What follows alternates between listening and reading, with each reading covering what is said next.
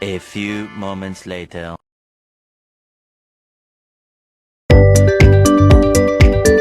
Bismillahirrahmanirrahim. Assalamualaikum warahmatullahi wabarakatuh. Nama saya Fitriani, NIM ES 221105, Prodi Ekonomi Syariah semester 3B. Video ini saya tujukan untuk memenuhi tugas UAS mata kuliah pengantar ekonomi mikro yang diampu oleh ibu dosen kami, Ibu Erwina Kartika Dewi. Di sini saya akan menjelaskan tentang isi dari materi saya. Tentang keseimbangan umum mekanisme pasar. Ya, masuklah kita kepada pembahasan pertama, yaitu pengertian keseimbangan umum. Keseimbangan umum merupakan seimbangnya harga beli terhadap harga jual, seimbangnya permintaan barang dengan pemasukan, dan keimbangannya antara pendapatan dengan pengeluaran uang dengan pemasukan, dan keseimbangan antara pendapatan dengan pengeluaran yang terjadi. Selanjutnya, macam-macam keseimbangan umum. Yang pertama, ada keseimbangan umum pada pasar persaingan sempurna. Dalam efisiensi produksi perlu memikirkan adanya alokasi sumber daya yang efisien secara teknis, yaitu suatu pengalokasian sumber daya yang tersedia sedemikian rupa sehingga untuk memproduksi satu atau lebih produk menyebabkan pengurangan produksi barang-barang lainnya. Alokasi sumber daya tersebut haruslah efisien secara ekonomis, yaitu sebuah alokasi sumber daya yang efisien secara teknis, di mana kombinasi output yang diproduk juga mencerminkan preferensi masyarakat.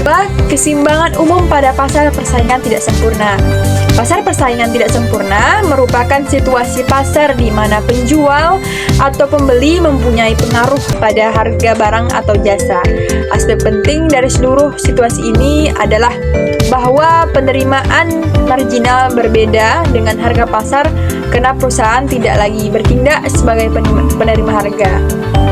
Sistem harga dapat pula mengalami kegagalan dalam pengalokasian sumber daya secara efisien apabila terdapat hubungan antar perusahaan atau antar perusahaan dengan individu yang tidak dapat dicerminkan dengan baik oleh harga pasar. Yang ketiga, keseimbangan harga pasar. Harga suatu barang terbentuk oleh interaksi antar permintaan agregat atau permintaan pasar dan penawaran agregat barang atau penawaran pasar. Permintaan barang terhadap suatu barang adalah jumlah dari semua permintaan individu-individu konsumen relatif kecil dibanding jumlah permintaan pasar. Oleh karena itu, masing-masing konsumen tidak mempunyai kemampuan untuk mempengaruhi permintaan pasar, sedangkan penawaran terhadap suatu barang adalah jumlah dari semua penawaran individu-individu produsen barang tersebut. Pembahasan selanjutnya adalah efisiensi persaingan sempurna. Efisiensi adalah kegiatan yang memproduksi barang dan jasa yang diinginkan masyarakat dengan biaya serendah mungkin dan membuat masyarakat lebih diuntungkan tanpa merugikan yang lain. Efisiensi ini terbagi menjadi dua. Yang pertama, efisiensi produktif dan efisiensi alokatif. Efisiensi alokatif, untuk melihat apakah efisiensi alokatif dicapai atau tidak, perlu dilihat apakah alokasi sumber-sumber daya yang berbagai kegiatan ekonomi atau produksi telah dicapai tingkat yang maksimum atau belum.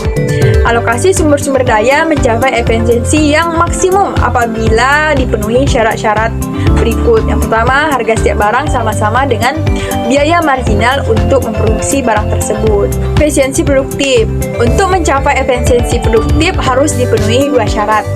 Yang pertama, untuk setiap tingkat produksi, biaya yang dikeluarkan adalah yang paling minimum untuk menghasilkan suatu tingkat produksi sebagai corak gabungan faktor-faktor produksi yang digunakan.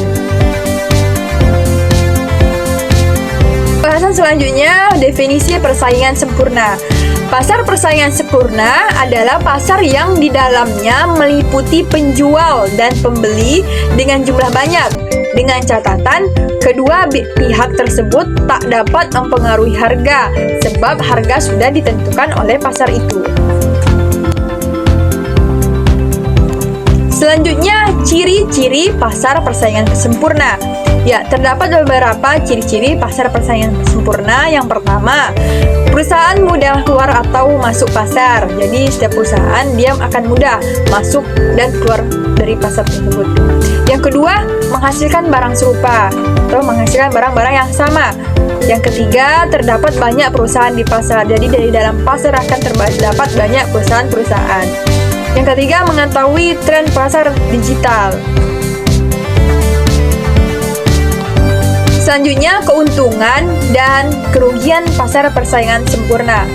Yang pertama, keuntungan persaingan sempurna dapat menimbulkan biaya sosial, kebebasan bertindak dan memilih, membatasi pilihan konsumen, terdapat distribusi barang dan distribusi barang tidak merata, kerugian persaingan sempurna, serta biaya dalam pasar cenderung lebih tinggi. Ya, mungkin itulah yang bisa saya jelaskan dari pembahasan saya tadi. Di sini saya akan mengambil kesimpulan dari materi-materi atau slide-slide yang sudah dibahas tadi. Kesimpulannya ialah keseimbangan umum atau equilibrium adalah kondisi di mana jumlah permintaan sama dengan jumlah penawaran. Keseimbangan umum bisa terjadi pada harga barang, penawaran barang, dan permintaan barang. Keseimbangan umum meliputi pasar barang, modal, tenaga kerja, dan pasar uang. Ya, mungkin itulah yang bisa saya sampaikan. Lebih kurang saya mohon maaf. Saya akhiri. Wabillahi taufiq wal hidayah. Wassalamualaikum